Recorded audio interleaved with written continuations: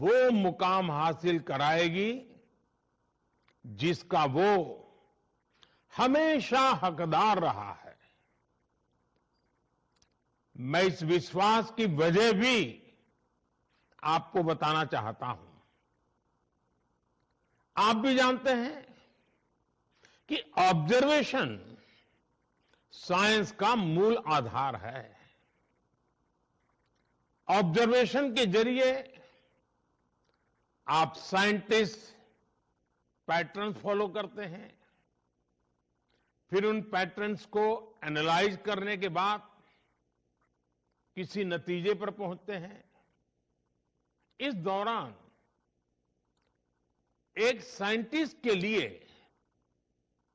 हर कदम पर डेटा जुटाना और उसे एनालाइज करना बहुत महत्वपूर्ण होता है। 21वीं सदी के आज के भारत में हमारे पास दो चीजें बहुतायन में है। पहली डेटा और दूसरी टेक्नोलॉजी। इन दोनों में भारत के साइंस को नई बुलंदियों पर पहुंचाने की ताकत है। डेटा एनालिसिस की फील्ड तेज रफ्तार से आगे बढ़ रही है। ये इंफॉर्मेशन को इनसाइट में और एनालिसिस को एक्शनेबल नॉलेज में बदलने में मदद करती है। चाहे ट्रेडिशनल नॉलेज हो या मॉडर्न टेक्नोलॉजी, ये दोनों ही साइंटिफिक डिस्कवरी में मददगार होती है। और इसलिए हमें अपने साइंटिफिक प्रोसेसेस को और मजबूत बनाने के लिए अलग अलग टेक्निक्स के प्रति खोजी प्रवृत्ति को विकसित करना होगा। साथियों, आज का भारत जिस साइंटिफिक अप्रोच से आगे बढ़ रहा है, हम उसके नतीजे भी देख रहे हैं। साइंस के क्षेत्र में साथियों, आज का भारत जिस साइंटिफिक अप्रोच से आगे बढ़ रहा है, हम उसके नतीजे भी देख रहे हैं। साइंस के क्षेत्र में भारत तेजी से वर्ल्ड के टॉप कंट्रीज में शामिल हो रहा है। 2015 तक हम 130 देशों की ग्लोबल इनोवेशन इंडेक्स में 81 नंबर पर थे, लेकिन 2022 में हम छलांग लगा करके 40वें नंबर पर पहुंच गए हैं। आज भारत पीएचडीज के मामले में दुनिया में टॉप 3 देशों में है। आज भारत स्टार्टअप इकोसिस्टम के मामले में दुनिया के टॉप 3 देशों में है। साथियों, मुझे खुशी है कि इस बार इंडियन साइंस कांग्रेस की थीम भी एक ऐसा विषय है जिसकी दुनिया में सबसे ज्यादा चर्चा हो रही है। विश्व का भविष्य सस्टेनेबल डेवलपमेंट के साथ ही सुरक्षित है। आपने सस्टेनेबल डेवलपमेंट के विषय को विमेन एम्पावरमेंट के साथ जोड़ा है। मैं मानता हूं कि व्यावहारिक रूप से भी ये दोनों एक दूसरे से जुड़े हुए हैं। आज देश की सोच केवल ये नहीं है कि हम साइंस के जरिए विमेन एम्पावरमेंट करें, बल्कि हम विमेन की भागीदारी से साइंस का भी एम्पावरमेंट करें, साइंस और रिसर्च को नई गति दें, ये हमारा लक्ष्य है। अभी भारत को G20 समूह की अध्यक्षता की जिम्मेदारी मिली है।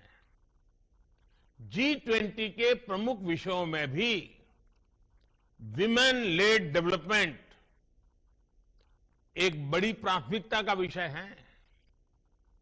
बीते 8 वर्षों में भारत ने गवर्नेंस से लेकर सोसाइटी और इकोनॉमी तक इस दिशा में कई ऐसे असाधारण काम किए हैं जिनकी आज चर्चा हो रही है। आज भारत में मुद्रा योजना के जरिए छोटे उद्योगों और व्यवसायों में भागीदारी हो या स्टार्टअप वर्ल्ड में लीडरशिप, महिलाएं हर जगह पर अपना दम दिखा रही है। बीते 8 वर्षों में एक्स्ट्रा मुरल रिसर्च एंड डेवलपमेंट में महिलाओं की भागीदारी दोगुनी हुई है। महिलाओं की ये बढ़ती भागीदारी इस बात का प्रमाण है कि समाज भी आगे बढ़ रहा है और देश में साइंस भी आगे बढ़ रही है। साथियों, किसी भी वैज्ञानिक के लिए असल चुनौती यही होती है कि वो अपने नॉलेज को ऐसे एप्लीकेशंस में बदल दें जिससे दुनिया की मदद हो सके। जब साइंटिस्ट अपने प्रयोगों से गुजरता है तो उसके मन में यही सवाल रहते हैं कि क्या इससे लोगों का जीवन बेहतर होगा या उनकी खोज से विश्व की जरूरतें पूरी होगी। साइंस के प्रयास बड़ी उपलब्धियों में तभी बदल सकते हैं जब वो लैब से निकलकर लैंड तक पहुंचे, जब उसका प्रभाव ग्लोबल से लेकर ग्रास रूट तक हो, जब उसका विस्तार जर्नल से लेकर जमीन तक हो, जब उससे बदलाव रिसर्च से होते हुए रियल लाइफ में दिखने लगे। साथियों, जब साइंस की बड़ी उपलब्धियां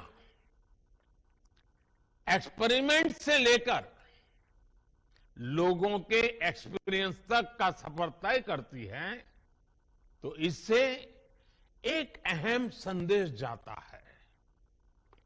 ये बात युवाओं को बहुत प्रभावित करती है। वो सोचते हैं कि साइंस के जरिए वो पूरी दुनिया को प्रभावित कर सकते हैं।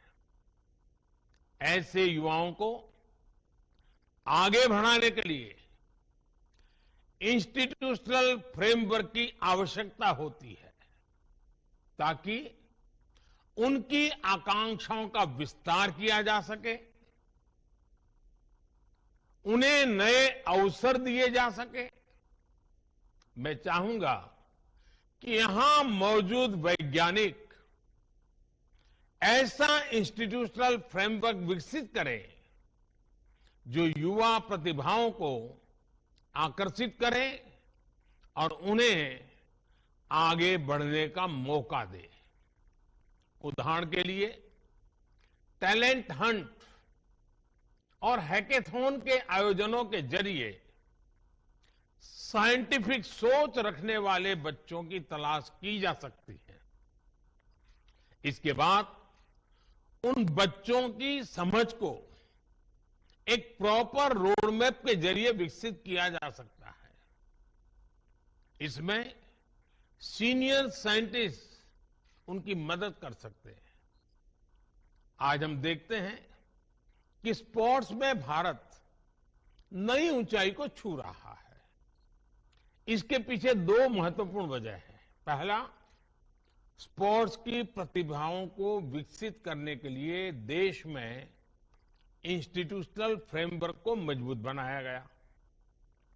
दूसरा, स्पोर्ट्स में गुरु शिष्य परंपरा का अस्तित्व और प्रभाव, जहां नई प्रतिभाओं को पहचानकर उन्हें आगे बढ़ाया जाता है, वहां शिष्य की सफलता में गुरु अपनी कामयाबी देखते हैं। ये परंपरा साइंस के क्षेत्र में भी सफलता का मंत्र बन सकता है। साथियों, आज आपके सामने कुछ ऐसे विषय भी रखना चाहता हूं जो भारत की साइंस की दिशा तय करने में मददगार होंगे। भारत की आवश्यकता की पूर्ति के लिए भारत में साइंस का विकास, ये हमारे वैज्ञानिक समुदाय की मूल प्रेरणा होनी चाहिए। भारत में साइंस भारत को आत्मनिर्भर बनाने वाली होनी चाहिए। हमें यह भी ध्यान रखना है कि आज दुनिया की 17-18% मानव आबादी भारत में रहती है। ऐसे साइंटिफिक वर्क्स जिनसे भारत की जरूरतें पूरी होगी, उनसे विश्व की 17-18% मानवता को गति मिलेगी और इसका प्रभाव संपूर्ण मानवता पर पड़ेगा। इसलिए हम ऐसे विषयों पर काम करें जो आज पूरी मानवता के लिए जरूरी है। उदाहरण के लिए, अगर हम एक विषय ले लें, एनर्जी। बढ़ते हुए भारत की एनर्जी नीड्स लगातार बढ़ने ही वाली है।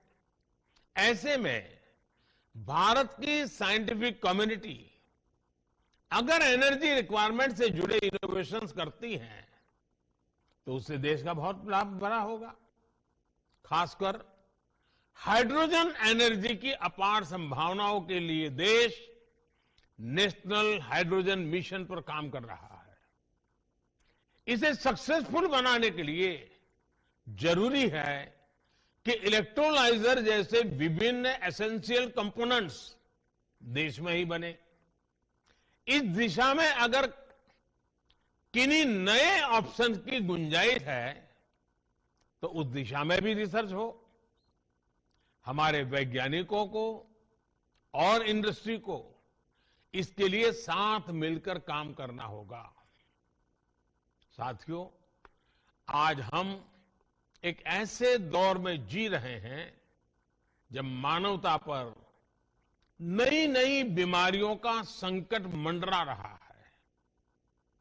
हमें नए वैक्सीन तैयार करने के लिए रिसर्च एंड डेवलपमेंट को बढ़ावा देना होगा।